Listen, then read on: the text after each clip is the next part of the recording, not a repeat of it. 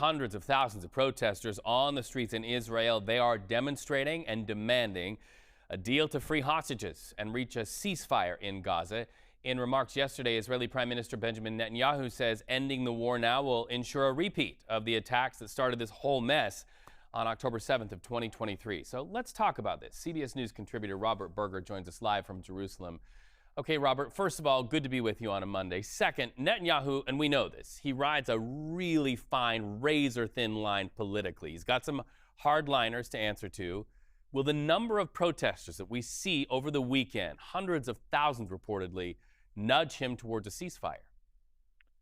Yeah, this was a big demonstration last night in Tel Aviv, the biggest since the start of the war. And that does put pressure on Netanyahu, but that's not really the number that he cares about, the hundreds of thousands on the street. He cares about the 120 seats in the Knesset, Israel's parliament, and he commands more than 60 seats. In other words, a parliamentary majority. And as long as he has that majority, these protests are not going to topple the government. Ironically, what could topple the government is if Netanyahu cedes to the demands of the protesters to end the war.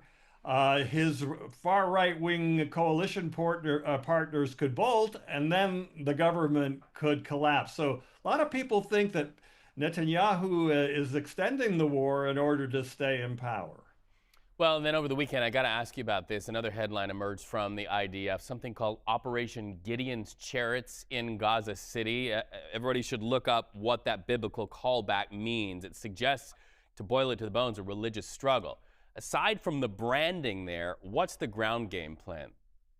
Well, to take Gaza City, which was approved by the cabinet just a few days ago, and that is going to really escalate the war. Gaza City is a symbol. It's the de facto capital of Gaza.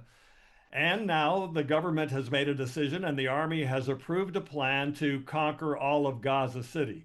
This is really complicated and controversial because they're apparently going to have to move about 800,000 Palestinian civilians out of this area to so-called safe zones.